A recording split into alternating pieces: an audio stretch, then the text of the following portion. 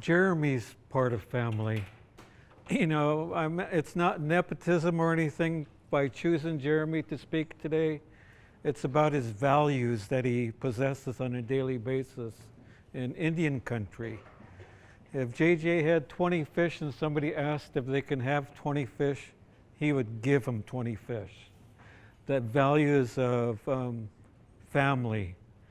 But this is who JJ is. I am really proud to introduce Jeremy Wilbur, Kuts Bat Soot from Clearwater. The name comes from Clearwater. And it's important that we recognize people like Jeremy because he continues to live the way it used to be maybe 3 generations ago.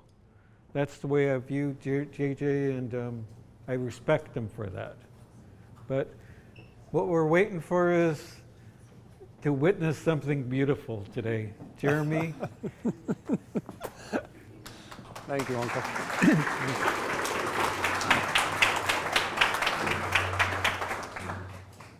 So you want me to stand, sit, stand? The mic? Mics are okay. I can raise my voice enough. In Indian country, we raise our voice, right, when we stand up and speak. So I'll step up to the mic. But thank you, Uncle Tim and Aunt Laurel. Let's see. I guess I'll start with my name, Jeremy James J.J. Wilbur.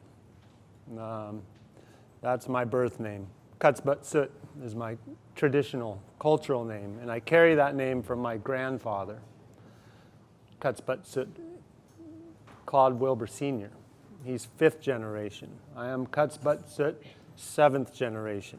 My son Dominic Wilbur, who also carries that name, Kuts Bat Soot, 8th generation. And it's important to know what generation we are when we say our Indian name. It defines who we are. I was blessed to receive that name from my grandfather, and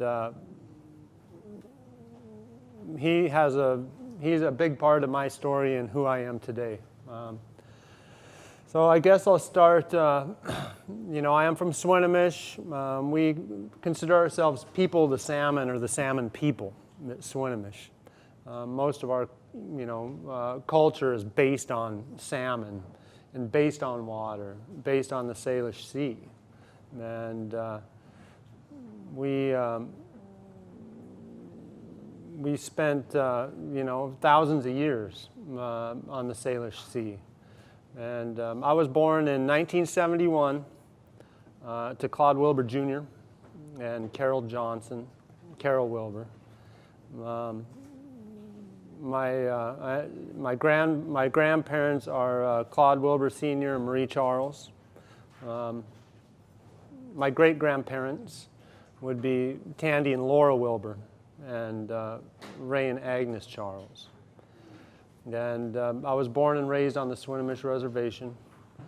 I come from many generations of fishermen, and that's pretty much what I've done my entire life. So I grew up, by the time I was, like Uncle Tim, I think my first time out on the Salish Sea I was 6 or 7 years old. And I didn't understand what it meant to be out on the water. I was with my father at that point in time. And that was my first experience with fishing, salmon. Salmon was a very important part of our people's lives. It still is. Back then it was a little more abundant. And I was full-time fishing by the time I was pretty much 13 years old and old enough to get a permit. And that was when I started, full-time fishing on the Salish Sea.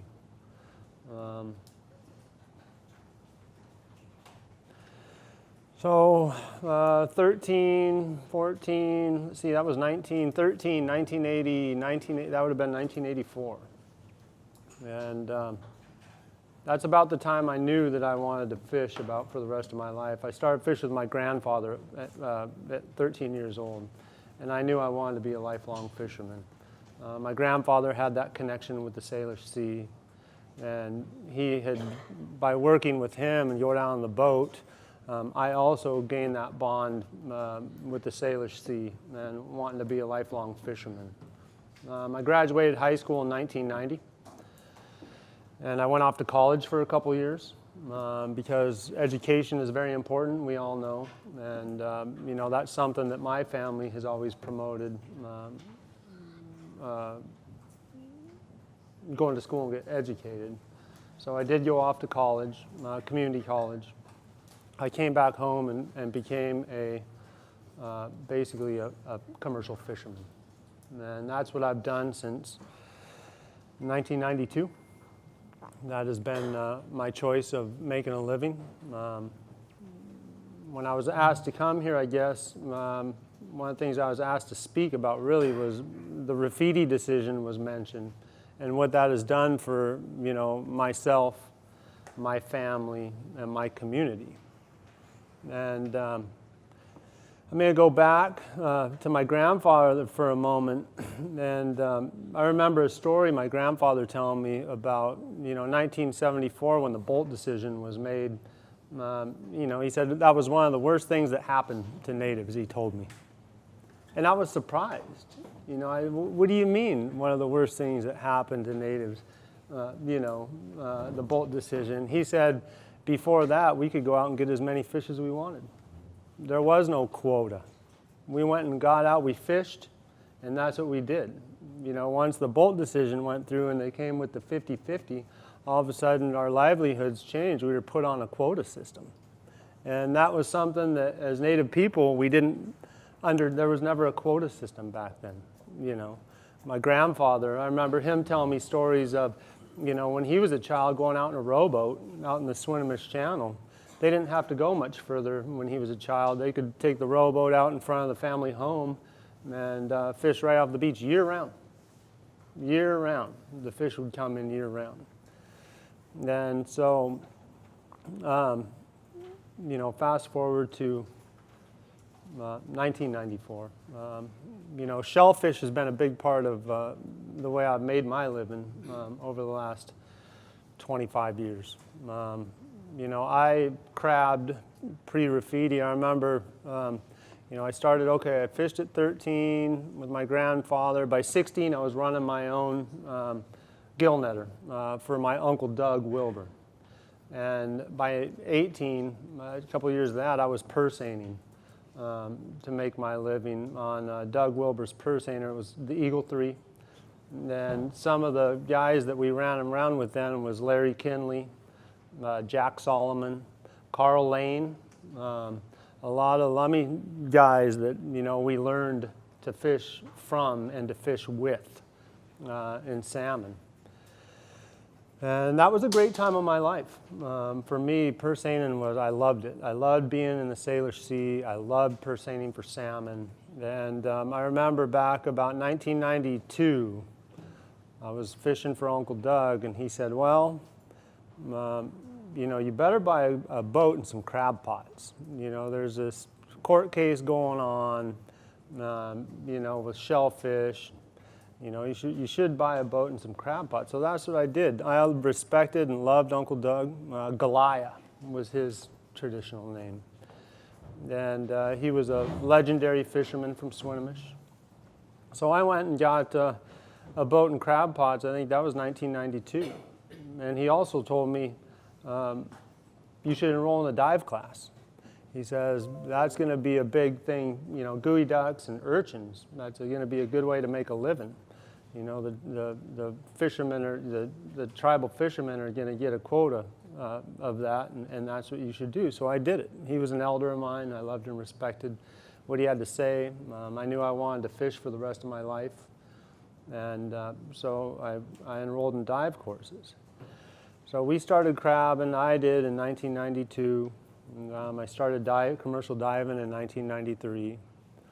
And, you know, of course, the Rafidi decision in 1994, 94 or 95.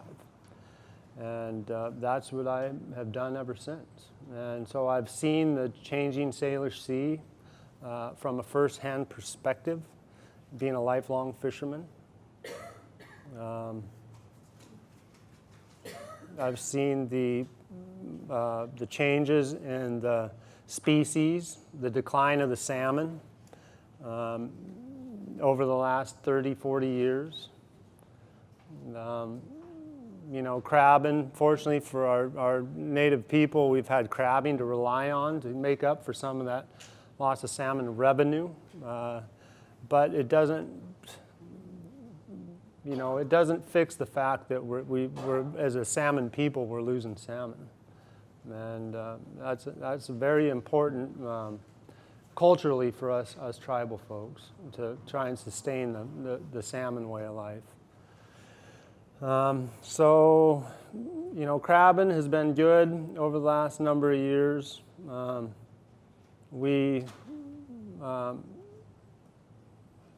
As I get older, I guess, I'm 47 today.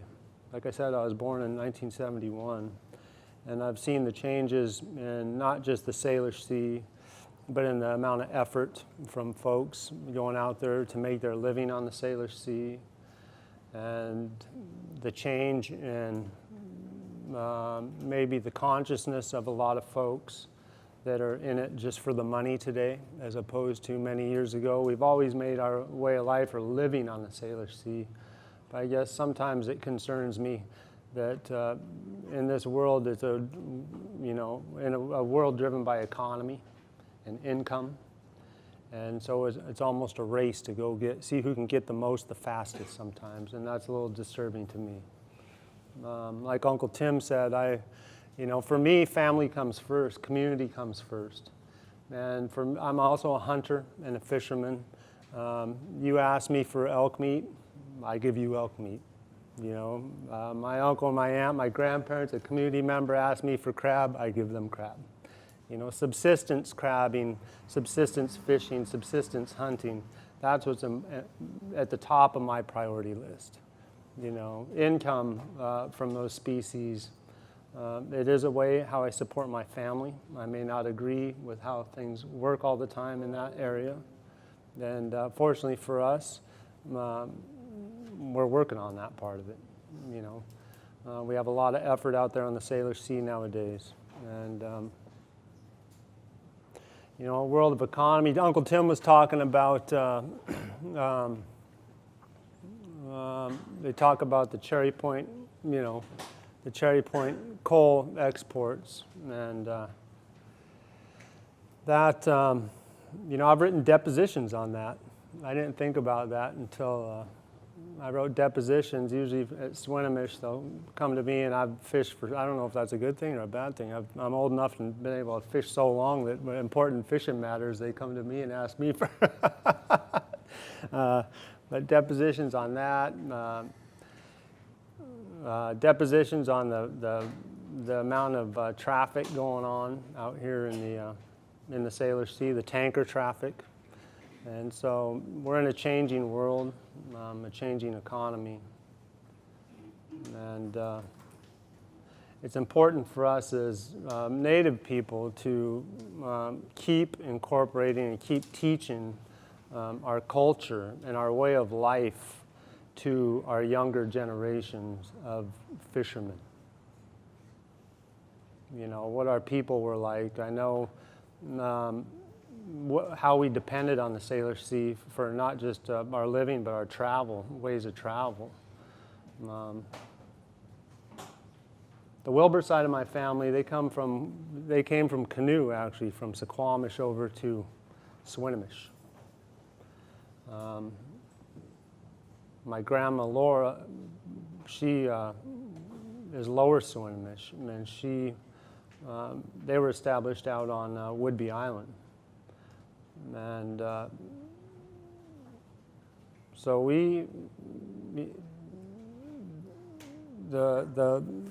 the importance of keeping the Salish Sea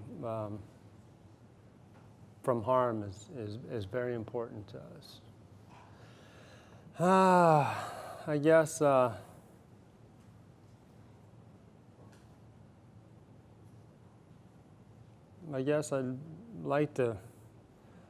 just like to end with the fact that I'm happy to be here today. I'm happy to answer any questions that any of you may have. for me as far as my experience, my personal experience with the Salish Sea is concerned. So, thank you.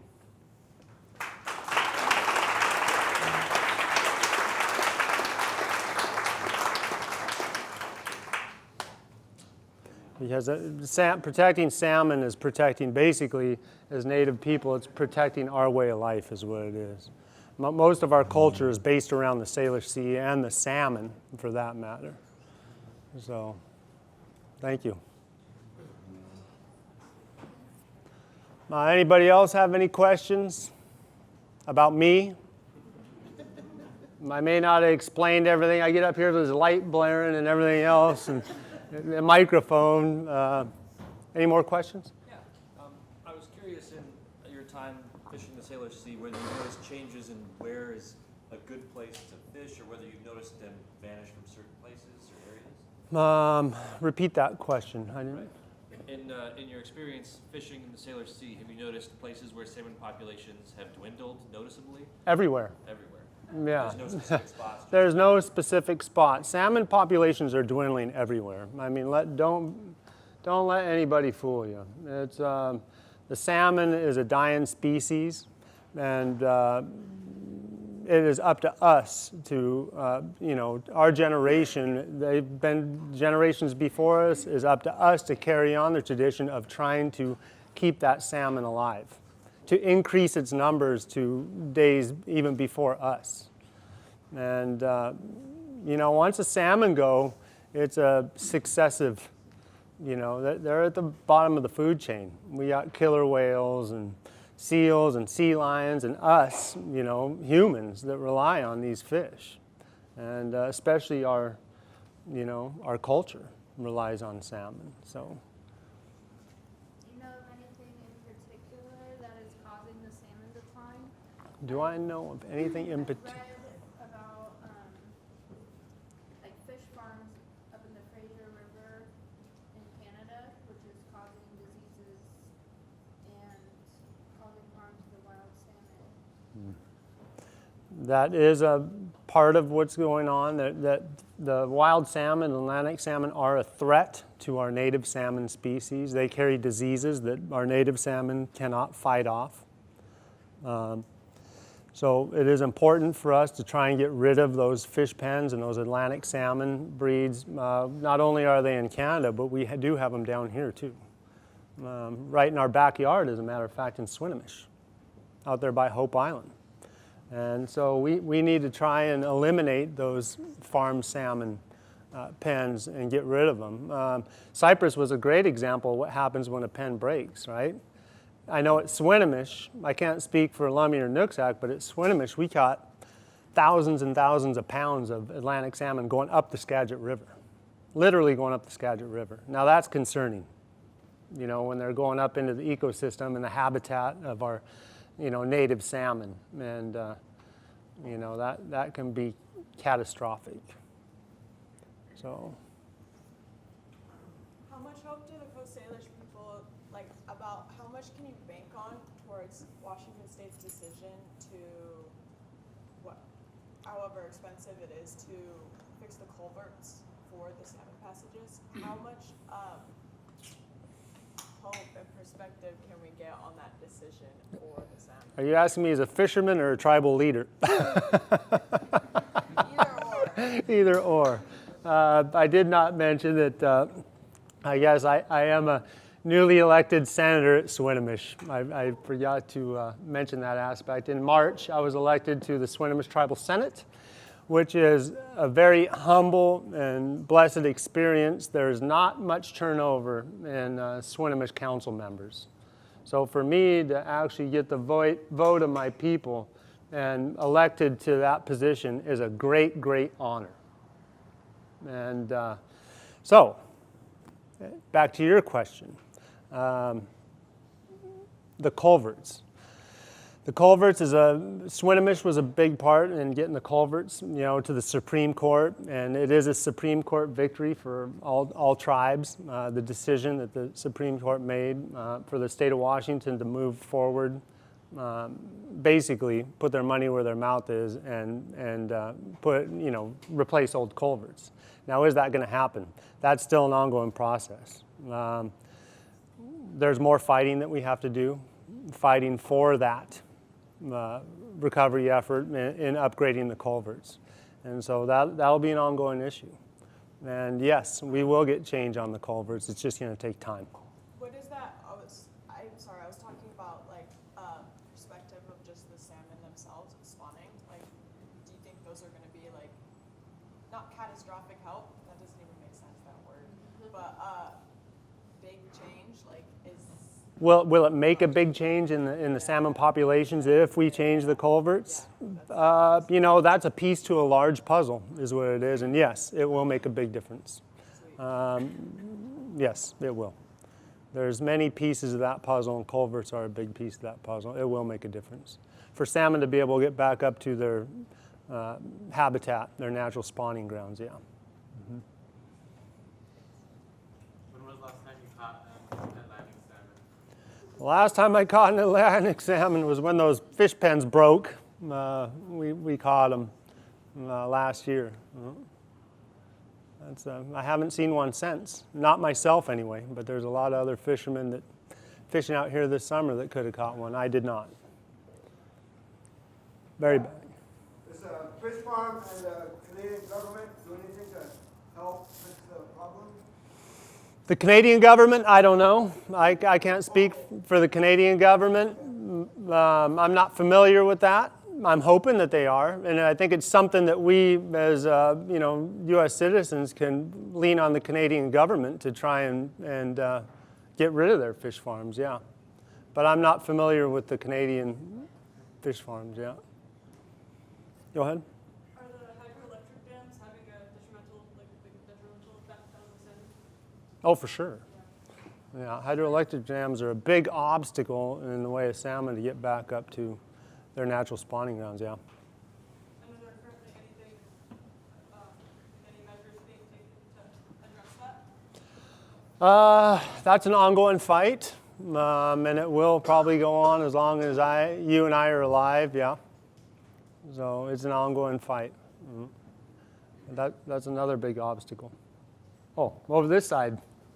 Do you have any stories, personal stories, or stories that you heard that helped influence your philosophy of generosity? Do I have any personal stories that helped influence my generosity? Stories that got passed to you that helped you create your philosophies of generosity and giving? We have a way of life down in Swinomish that I guess it's best described with, I don't like to call it a slogan. What's a good name for it, Larry? Loving, caring, and sharing. It's kind of the mantra that Swinomish lives by, loving, caring, and sharing. And that comes from our elders, Chet Caillou Sr., my great-grandmother, Laura Wilbur, Bob Joe, Uncle Bob, these older elders, senators that started tribal government down at Swinomish, and it's always just been passed down from generation to generation. My grandfather, Kuts Bat Soot, that was what he did too. My Uncle Doug Wilbur, that's who I learned from. My grandfather, my uncle, that it's important to take care of our people. Our people always come first. Before money, before anything else, we take care of our people. We take care of our family, we take care of our community, we take care of our elders, we take care of our children. So that's just what I learned growing up from my family and my community, that we place people first above economics. And so when I'm asked for fish, I'm young. Even so, at 47, I'm still a young man. I still fish. I still go up in the woods and hunt elk and deer. And, my first kill, whether elk and deer, I was taught to give half of it away. My Uncle Doug, I remember, he'd take half of it and bring it down to the senior center, half a deer, half an elk. He'd bring it right down to the senior center and put it on the table. Me, I deliver it usually around to elders and folks. But same thing with any seafood. Our first catch of the year, we're taught to give it away. half of our first catch. We give it to elders. We give it to people in need in the community. So that's just the way I learned to do things. That's our culture, and I carry on that part of our culture. Yeah. So thank you. So I have two questions I wanted to ask. The first one being, what's been your physical observation of all the species in the water, physically how they've changed, and then also what you would suggest we do as Native people, like what the opposite, we know what the problem is, so what you would think we need to do as Native people to empower us to make a change to as an entire people. Sure. I believe, and this is my personal opinion, that a big part of the decline in salmon is just economics. Whether it's not just fishing, it's the oil industry, it's the things that are driving climate change. The homesteaders, the farmers, the folks that come build homes and buildings and towns along our rivers, and destroy some of our natural habitat. It's growth. It is literally it's growth that's killing our salmon, and not just here in our backyard, but all over the United States, all over the world. And habitat restoration is an ongoing effort that will never stop. And that's just part of the piece of the puzzle. So for me, to answer your question, that's a big scope. How do we as Native people restore salmon? That's a great question. How do we do it? I know as tribal governments, we put money into restoration. We, try and get legislation to fight, corporate stuff that may ruin habitat. But a lot of it is outside of our scope of influence on how we, how do we do that? I have no idea. We just keep fighting the fight. Hydroelectric dams, habitat restoration. I believe that we have an invasive species called the California sea lion in our waters out here in the Salish Sea that doesn't belong, that's protected by federal law protections. I think we need to get rid of a lot of the sea lions, a lot of things out here that prey on our salmon. And if you want to save the orca whales, bring back the salmon. That's what they feed on. Get rid of the seals and the sea lions, thin out those populations. That's a start. So, thank you.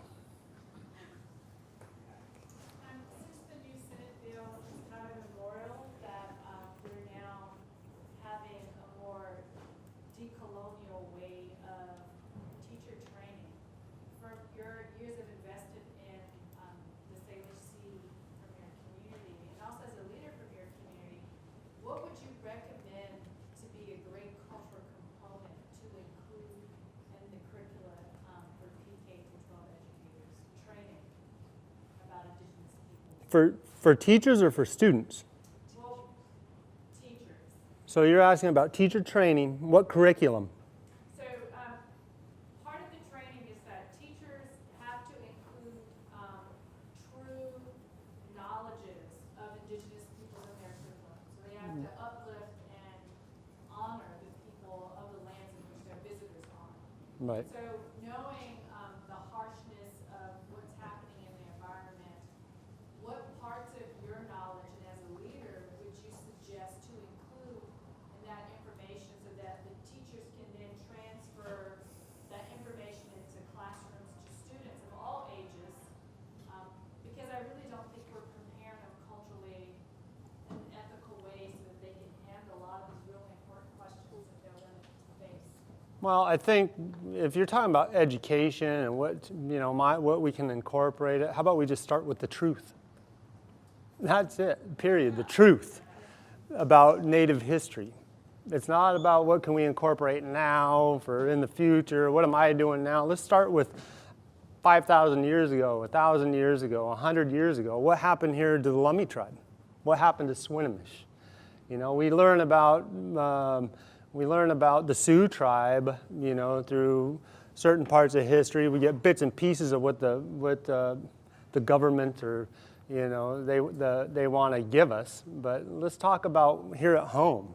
I know at home we're working on, Shelley, I know Michael, and you know, you guys are all working on incorporating our history, Swinomish history, into LaConner School District, which I think is a fantastic idea. You know, it starts with the basic. Everything in life that I've ever accomplished started with something simple and something small. So for what you're asking me is, let's just start with the truth. Let's start with the truth about Native American history in the United States. And not just that, but close to home, too. The tribes here. I don't want to learn about the Sioux and what happened over there. What happened right here to my family and to my ancestors? So I think we start there first. So thank you for the question.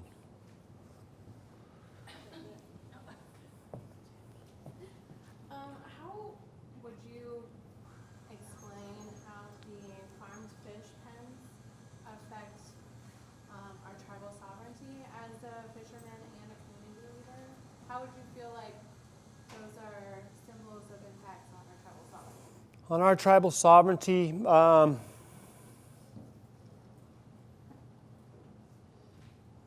you know, it doesn't necessarily threaten our sovereignty and right to self-govern, and, you know, our hunting and fishing. Hunting and fishing is only a part of our sovereign rights. You know, there's education, healthcare, homes, hunting and fishing, cultural practices. So how does the fish pens infringe on our sovereign rights? I'd like to say, as far as that's concerned, it doesn't. But what it is concerning is that it is a threat to our native salmon, period. And, you know, our native salmon, it's hard for me to fathom, I guess, how, you know, my grandfather, he explained it to me, is how do you get 50% of something? You know, how does that happen? You know, how do they designate us 50% of something? And, you know, like ownership. It just doesn't make sense to me, right? The farm salmon are just a threat to the native species around here. We just, you know, they're a monstrosity and genetically engineered fish, and they got no business being here. And, you know, that's pretty much how it is for me. As far as threatening our sovereignty, I don't think it necessarily threatens our sovereignty, but it does threaten our way of life. Anytime you start harming or taking away salmon, it threatens our indigenous people's way of life. Thank you for the question. Anybody else? What are some of the most important differences between hatchery salmon and fish pen salmon? Hatchery salmon are a natural, they're naturally, you take a native salmon and you take it upriver where they, you know, naturally are procreated and where they live their early days or early months, early years of salmon life. And then you release them into the wild, and just like you would a wild fish. So basically it's like taking care of a baby, right? A hatchery fish is like taking care of a small child. You know, you take care of a small child for, you know, for a child it's years and years, and then you send them out on their own. So, you know, the difference, I guess, between hatchery fish and fish pen fish is these fish pens, we just stick them in salt water. They're scientifically engineered, genetically engineered fish and modified fish. And they feed them steroids and genetics to grow them as fast as they can and, you know, ship them out to market.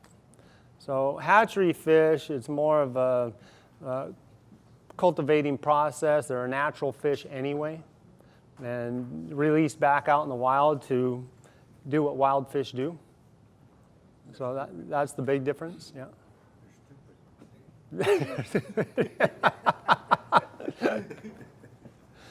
Any other questions for me about my life? The Salish Sea? Oh, Uncle Tim. No, I don't want to answer it.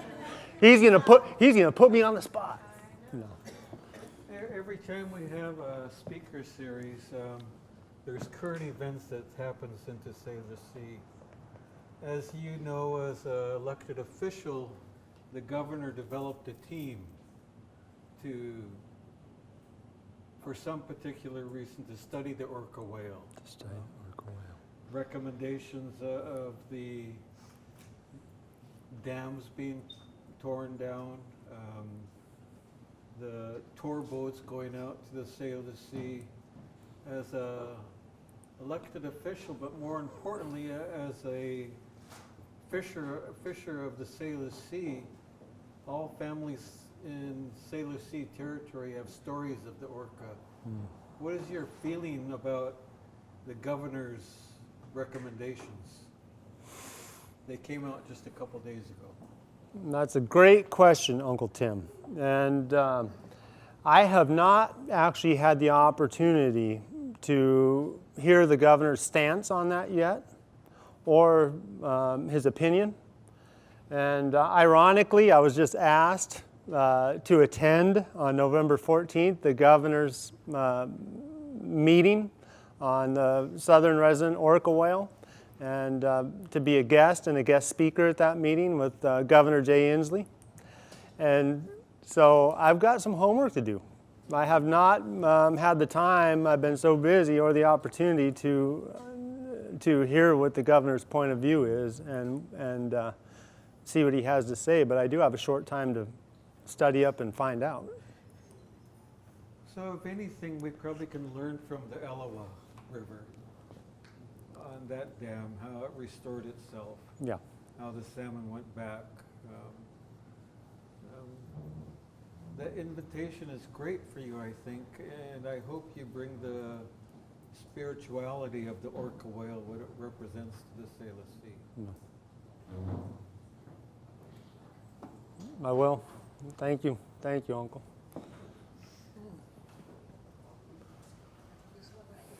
Shelley? So I know that you are new to the Senate, we call it Senate as opposed to Tribal Council, and that it must be a big shift for you. And I was just wondering if you could just speak to how things may have changed for you, being that you have so many years on the water, and now you're in this leadership position, really fighting the good fight, to save the salmon, protect the salmon. Can you speak to that? Do you have all day? So, yeah, Senate or Tribal Council has been a big shift for me, who's, I'm a fisherman. I've always considered myself a fisherman first. And, my attachment to the sea and, being out on the water every day, that's always been important to me, whether I'm on the water, under the water. It's just part of my way of life. When the sea calls, I go, which is, year-round for me. And so to actually be a tribal senator now, it is a big change for me.